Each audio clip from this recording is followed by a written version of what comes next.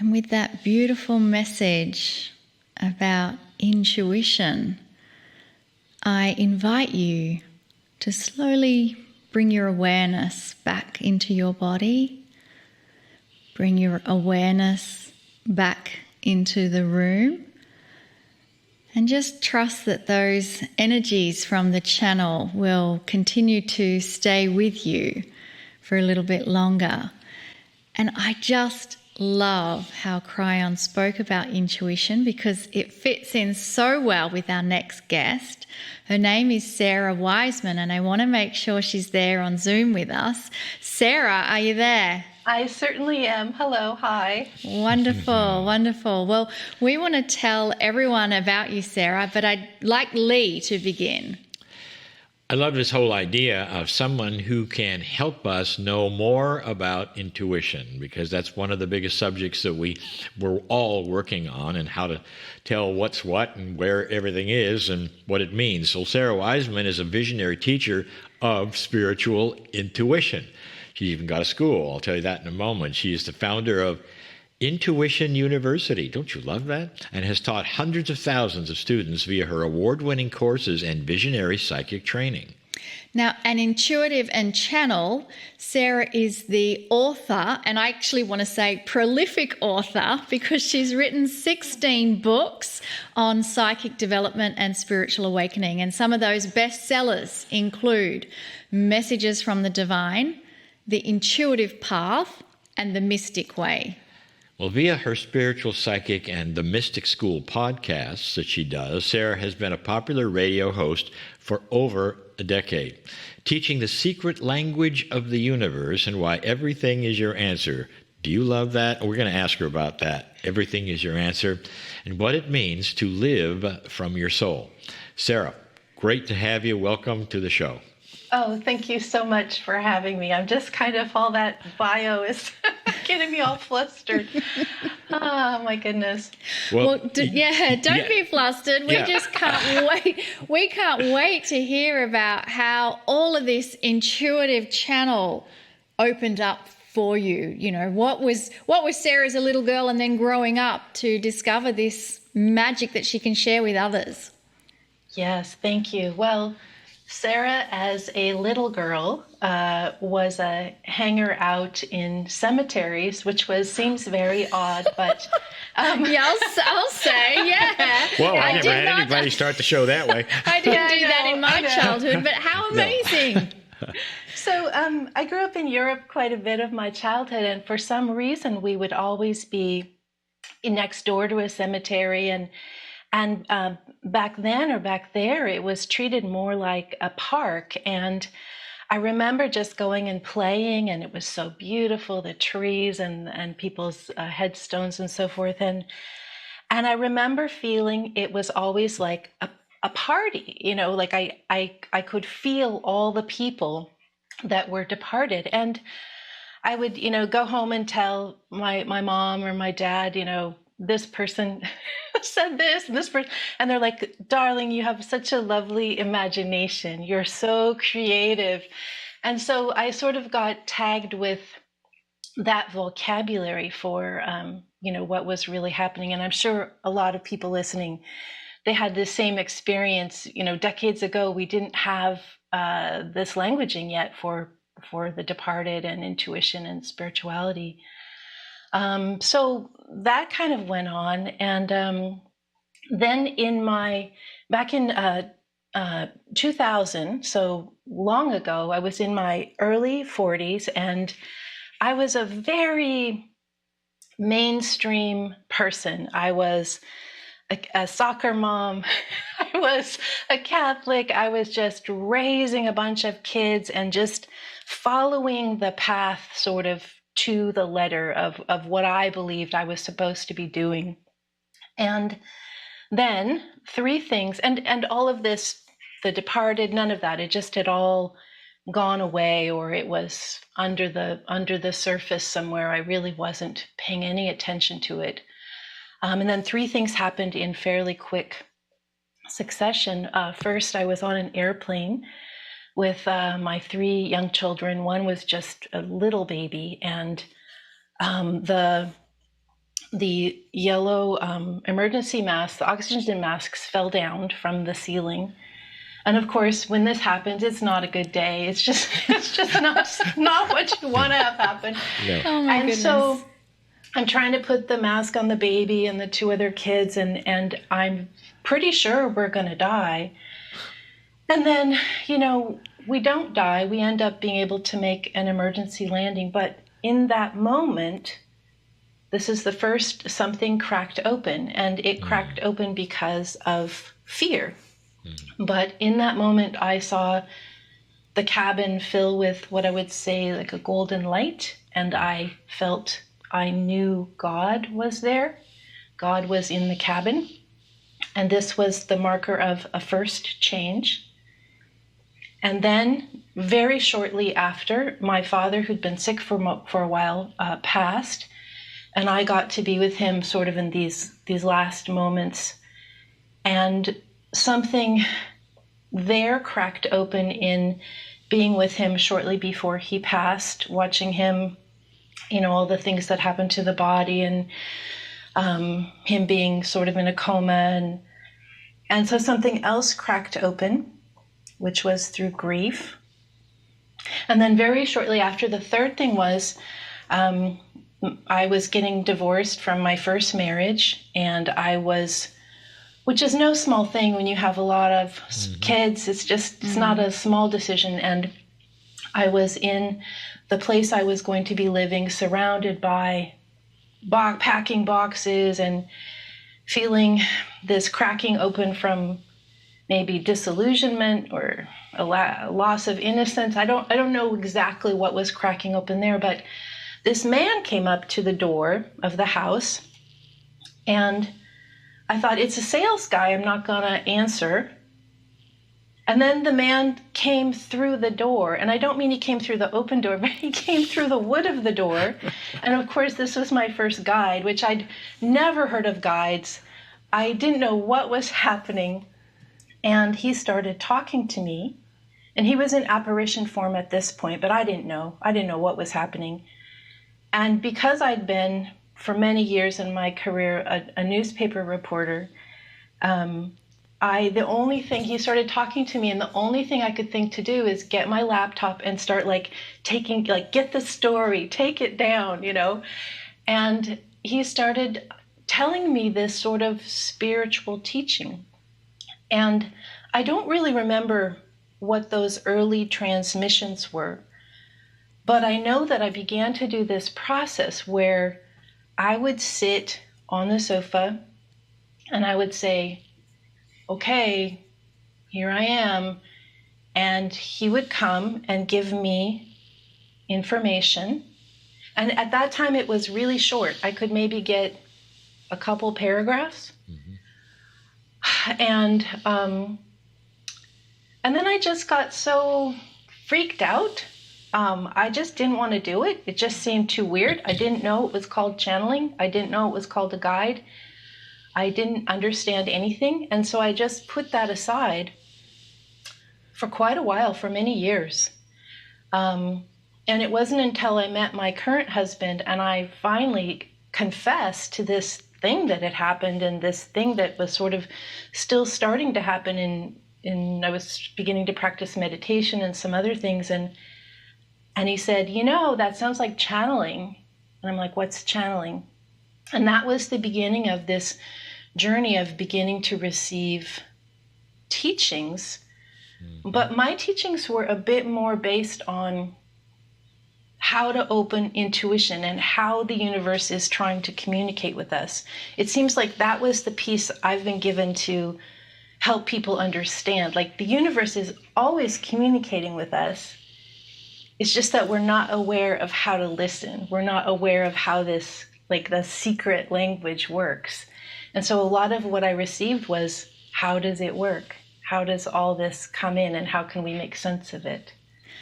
You are in the right place at the right time. Yeah. Absolutely, because this is one of those golden tickets that anyone who goes through awakening wants to enhance intuition. So I can hear people already saying, I would love to have somebody walk through the door and give us stuff and write it down, and that's just not the way it's working for me. But the other thing, and you teach this in the school, but I know. But the other thing too, is it necessary or does it help to have? How is it related, your spiritual awakening, with just intuition about what's going on? Yeah, I think that what happens is I think that's an excellent point. We're not all going to be channels, or we're not all going to be working with the departed. There's so many ways the universe communicates, and just understanding that there's lots of parts to the language can really be useful to people. So the universe communicates. I'm just going to read a little list, but sort of thinking back to when you were in school and some kids were good at English and language. I was, and then some or whatever language they spoke, they were good with language, and some kids were good with math and science. And that was not me. Like, I couldn't do that. And some kids were good with physical fitness, and some kids were good with art. It's sort of the same thing. The universe is going to take your natural receiving method and attempt to connect with you there first and foremost. So it could be synchronicity, which is just where you're just, oh, what was that? That was weird. That 1111, 888. That was a weird event. How did that happen? Just that alone is the disruptor to your daily life, to pay attention and follow along where that's leading you. Another is all those clairvoyant type skills, or clairaudient, seeing visions, meditation, seeing daydreaming, dreaming, this sort of whole third eye aspect that a lot of people are really good at. Another part is sort of the channeling and the clairaudience that other people are good at. Other people are really, really good with the multidimensional beings, which I would include the guides, the angels, and the departed on a different dimensional level. And then there's also animals and nature, and even the objects around us, and even and especially the body, the people that are the deep feelers, the deep sensors, the deep empathic resonators. So there's lots of ways it's coming in. One of the things that startled me, I think, in the bio was the expression, "Everything is our answer." Let's go there. Yeah. So being excited and nervous to be with you guys. Yesterday I was out meditating in the garden, and I was like, is the whole Healing Wednesday thing gonna go okay, and attempting, so I couldn't get my normal way of seeing a vision, and I couldn't get anybody to come through and channel for me. So I was just out there, okay, that one didn't work, this one didn't work, now I'm gonna try something else. Is the Healing Wednesday gonna work? And I just sat there in the garden, and it was still and hot and no air moving. I just sat there. And as I asked the question, the entire wind lifted up, and the trees just started rustling around, and the birds came into the area, and it was just like, well, obviously it's going to be whatever it is, it's going to be fine. But that answer from the universe, not channeling, not a third eye vision, but just a response from nature. And so we can kind of continue to check through, how am I feeling? What's happening around me? What am I thinking about? What memories are coming up? Those types of ways of checking all the parts of the answer, not just, or all the parts of the language, not just focusing on one. And given that you've had a school and you've had many students now come through and learn how they can tap into their own language, because you just said we all have unique ways of hearing and receiving. What's some of the standout moments for you when you've witnessed someone that you've helped really find their intuitive connection? Thank you. The school started back in 2000, about 10 years ago. And at that time, I just had a couple of students. And I thought, oh, I'll never get any more students. This is just a very esoteric skill. And I'm just going to be with this little group. And then as people have come, I am just stunned what people who think they can't do anything, or especially the people that are really cynical and really resistant at first, are often the ones that have the most profound experiences. There was a woman, and she'll probably listen to this, a woman recently, an artist, who was incredibly resistant to what we were doing in class, and was like, it doesn't work, nothing's working. And I said, don't worry about it too much. Just do the training really sloppy. I said, instead of sitting there all tensed out, trying to do the meditation work that we do it sloppy. Go for a walk and listen on your phone, or do the dishes and listen, or, just do it sloppy. And so she started doing it that way, which helped break down some of the resistance. And she had an experience. So we were working with the departed. She had an experience. She said, I can't do the departed. It's never going to happen. And I said, do it sloppy. And she had an experience where she came upon a person in a motorcycle accident who had just departed. He had been. And she was able to go and meet this departed as they were leaving their body, and assist them in they were very confused and disoriented, and assist them and be with them as they moved into the other realm. And I just thought that was amazing. After all this resistance, and here she was doing some of the most profound healing work right on the moment of an emergency situation. It was pretty phenomenal. It is. I totally relate to resistance. I've had a pathway of resisting and then surrender, and then resisting and surrender. So if there's anyone connecting in with us who shares that experience of resistance, what's your best advice? I know using sloppy as one technique. Do it sloppy is great. But is there any other techniques that can help someone with resistance? Yeah, I like this idea of relaxing, not taking things too serious. I think for me, it really helps because I have the belief that we're here for, lifetime after lifetime after lifetime. So if I don't get it perfect in this lifetime, I get another shot at it another time. So, but this idea that this is innate to you. So it's not something you have to add. It's not something you have to learn. You're just really remembering how. And remembering is usually about peeling off these layers of what society told you, what your news feed tells you, what politics tells you, and just peeling it off to remember, the truth of who you are as a soul in human form. I love the whole idea of learning a secret language of the universe, because that's what it is a truly, and just as a channeler, I had to learn the same thing very early on, that the best things happened when I was not worried about it, when I was relaxed about it, and I was doing it sloppy. And then in came the best stuff that's ever been, in the beginning for me. At least my awareness changed a lot. Would you also say that someone trying too hard has that same attribute? It's a slightly different one to resistance, but there are those that want it so badly.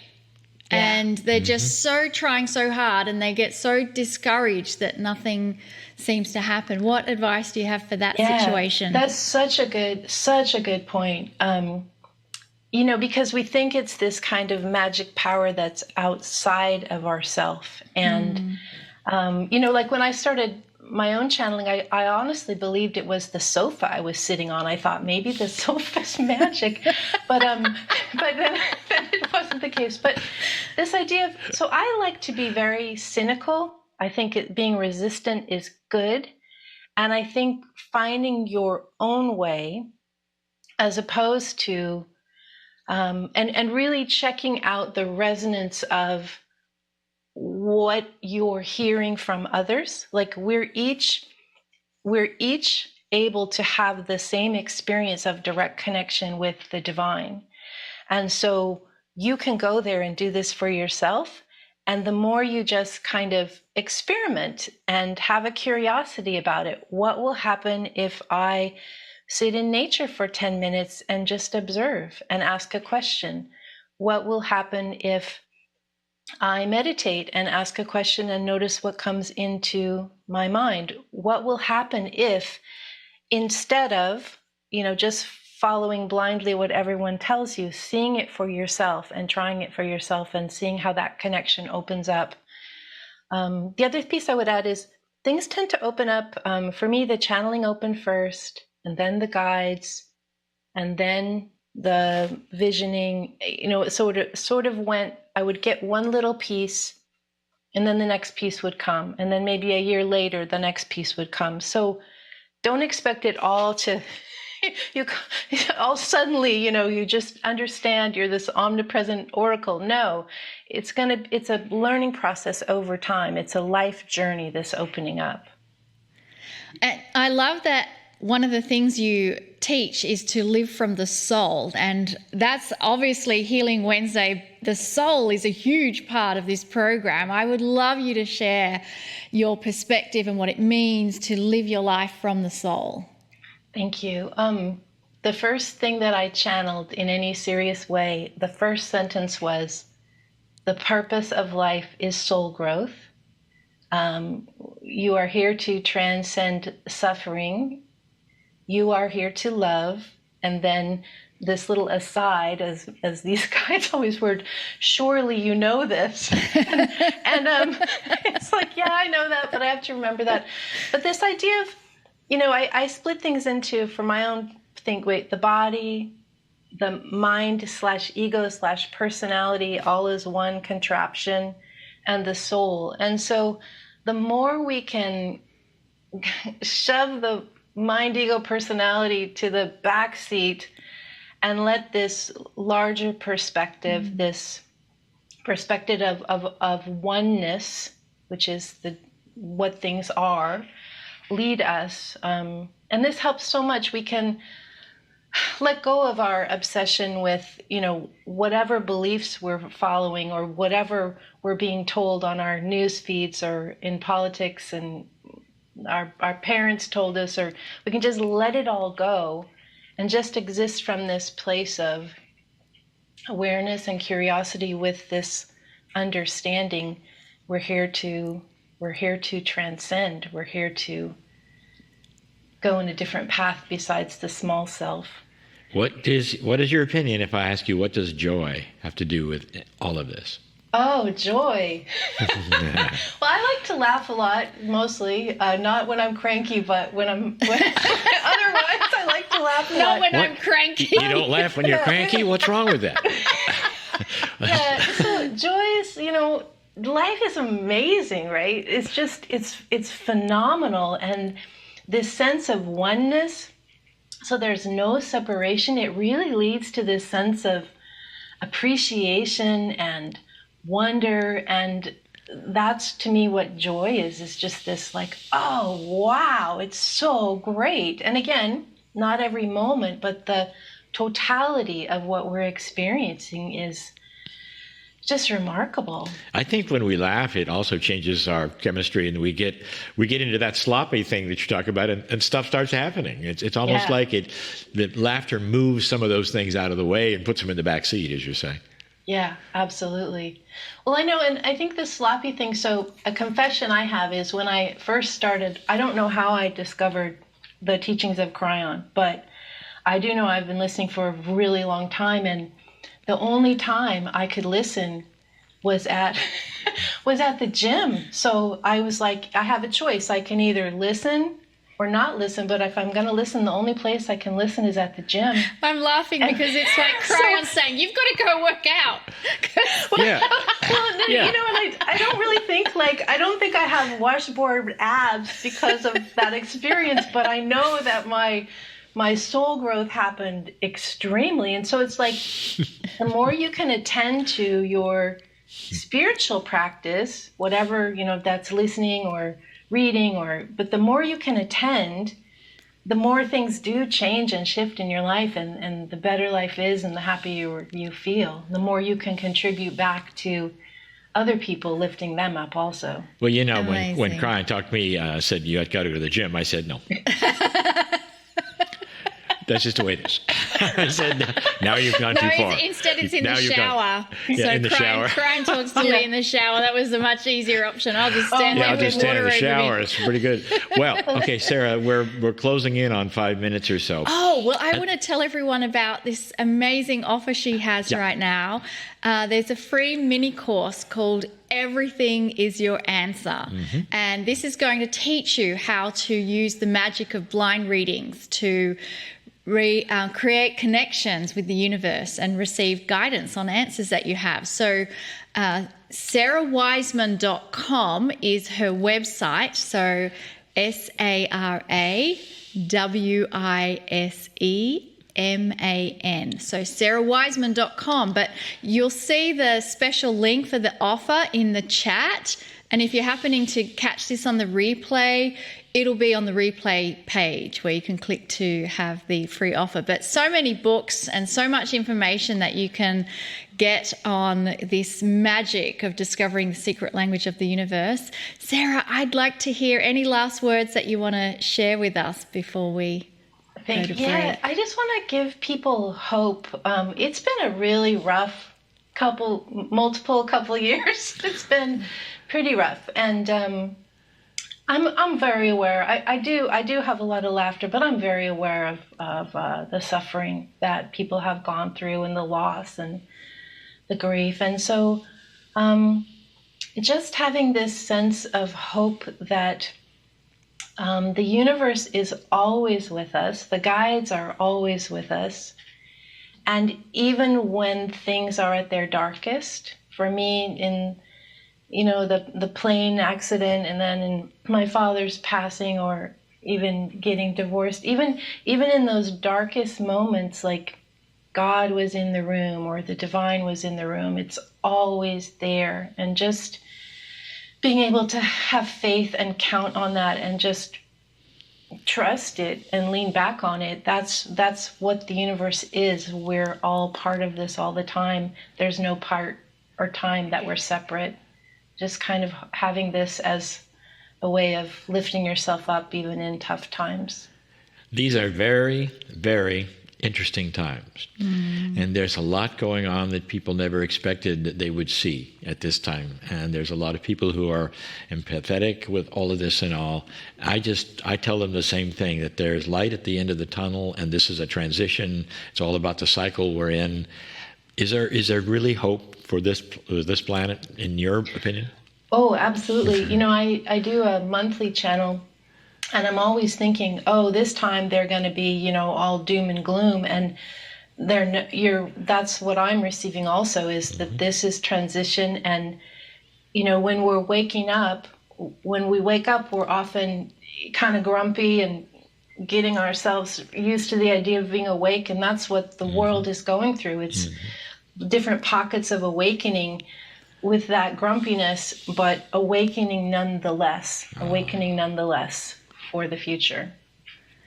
So we have just enjoyed your conversation so much, learnt so much already, and there is tons of resources available. If you're one that struggled with enhancing intuition, I definitely recommend going and checking out Sarah Wiseman.